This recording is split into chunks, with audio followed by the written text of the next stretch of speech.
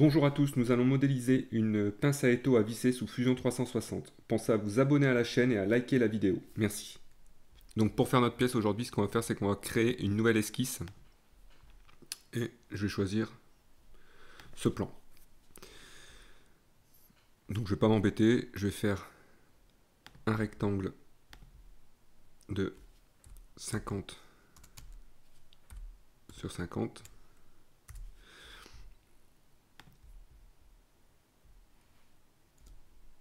Et je vais créer un rectangle ici à 10 du bord. Ça sera mon épaisseur pour ma pièce. Je vais créer un rectangle ici de 30 sur 40, comme ceci. Je termine mon esquisse. La partie qui est mon U, je vais l'extruder et je vais lui donner une épaisseur de 50 mm. Une fois que vous avez fait ceci, je vais venir sur le dessus ici, créer une nouvelle esquisse. Donc je vais travailler à l'envers pour ma pièce, c'est pas grave.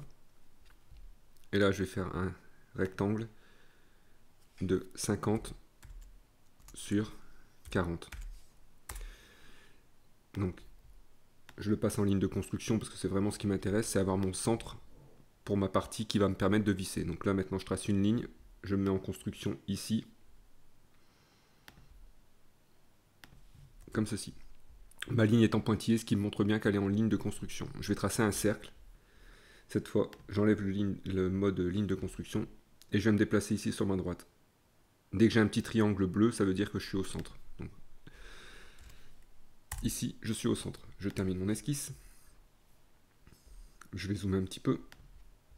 Cette partie-là, je vais l'extruder. Donc, je vais la percer, comme ceci. J'ai mon trou qui apparaît. Et maintenant, je vais venir créer un filetage donc, sur la partie intérieure. On voit que je suis en 10 mm, en pas de 1.5. Et ici, j'oublie pas de modéliser. C'est ce qui va me permettre vraiment de faire fonctionner mon pas de vis. Si jamais vous oubliez cette case-là, lors de l'impression, vous n'aurez pas votre filetage. Ok. Donc maintenant, je vais remettre ma pièce dans le bon sens. Ici, je viens travailler, je viens mettre un congé de 10 mm. J'arrondis un petit peu mes angles, mon angle. Ensuite, qu'est-ce que je vais devoir faire? Donc, je vais venir travailler en dessous ici. Je vais construire un plan de décalage de cette partie-là de moins 40. Pardon, de 40. Et sur ce plan de décalage, ici, je vais venir créer une nouvelle esquisse. Donc, je viens créer une nouvelle esquisse. Sur ce plan de décalage, je vais venir créer une nouvelle esquisse sur ce plan. Et là, approximativement au-dessus, même peu importe, sur ce plan, je vais faire un cercle de 10 mm qui correspond à mon trou. Et je vais faire une extrusion de 60.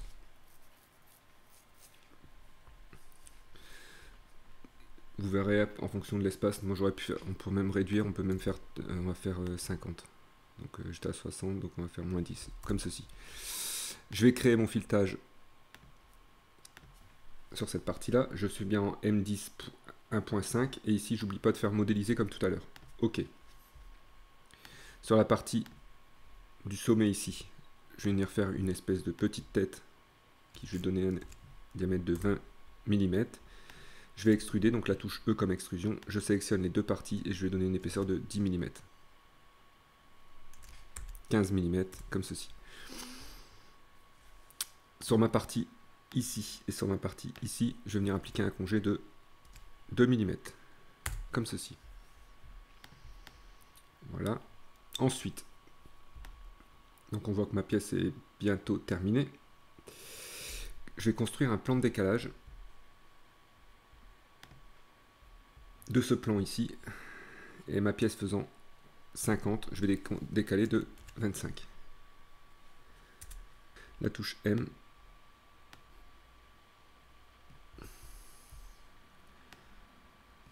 Ok, alors je vais essayer de me mettre approximativement en face.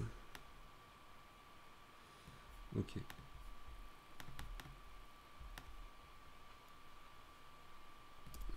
Et je vais inspecter une analyse de section et je vais prendre le plan de décalage que j'ai créé, celui-ci. OK. La touche M comme modifier va me permettre de déplacer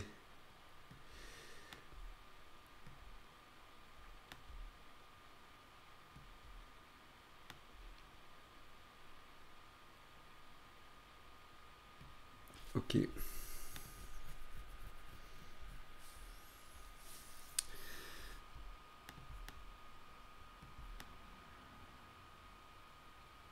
D'accord, donc là on voit bien que la touche M, je peux la toucher, je suis bien centré.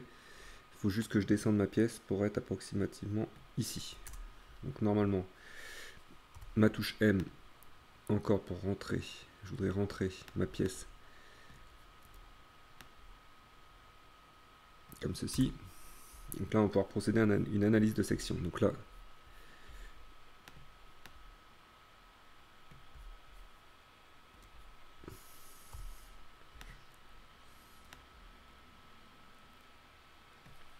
ici. Donc là on voit que je suis approximativement pas trop mal. Ce qu'on va faire, c'est qu'on va se mettre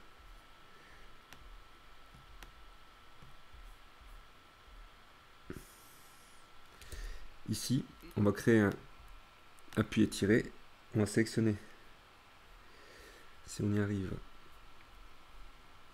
cette partie ici. Donc là, je vais faire moins, je vais faire, si je fais 1 mm, regardez, ça rentre 2 trous, donc je vais faire moins 0,2,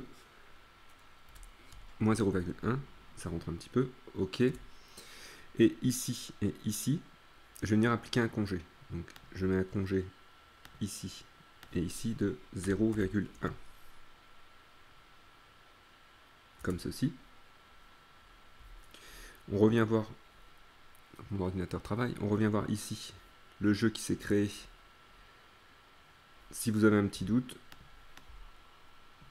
on vient ici, appuyer, tirer. Moins 0,1. Comme ceci.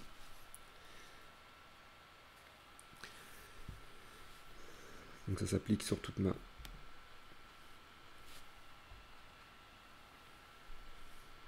Voilà, donc là, je peux quitter mon analyse. On voit que ma vis sera fonctionnelle, il y aura un petit jeu qui va se créer lors de l'impression. Forcément, ça se tiendra de cette façon-là. Pardon. Comme ceci. Il me manque juste, donc je vais cacher mon esquisse, cacher les constructions. Voilà, là vous avez vraiment que la pièce. Et il me manque juste ici l'espèce de petite partie en grippe qui peut rendre la pièce plus jolie et fonctionnelle. Donc ce que je vais faire moi, c'est que je vais montrer une nouvelle fonction sous Fusion 360. Ça se passe dans le réseau et ça s'appelle le motif géométrique. Sélectionner une face. Donc on va travailler sur cette face-ci. L'objet. Donc moi j'ai mis des petites sphères. La taille limite, les deux limites, j'ai mis 1 mm de part et d'autre.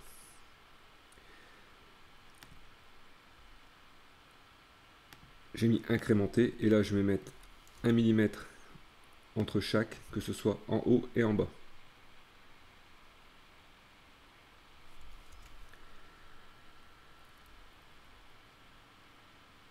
Là tout est aligné, moi je vais faire avec un petit décalage.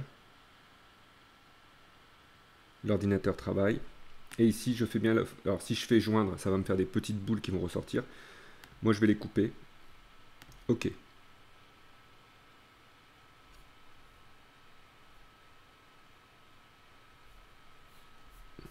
Voilà.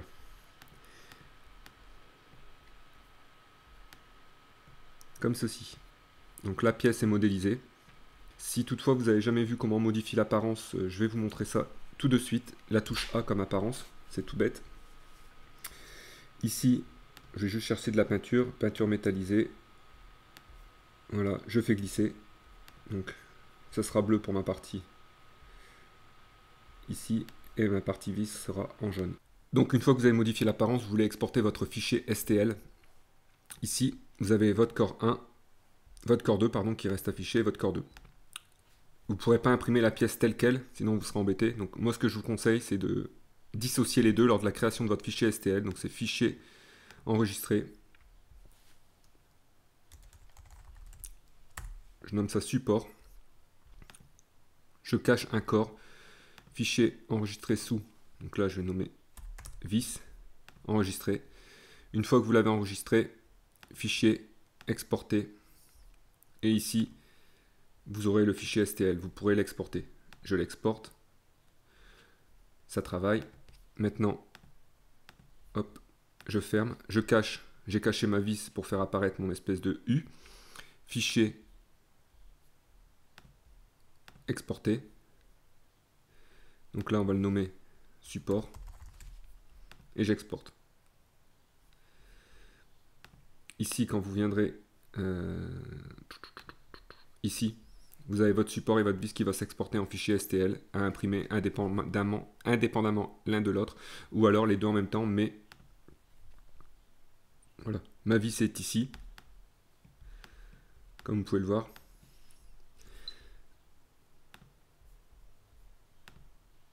Et mon U. Allez, bonne semaine à tous et je vous donne rendez-vous la semaine prochaine sous Fusion 360 pour une nouvelle vidéo.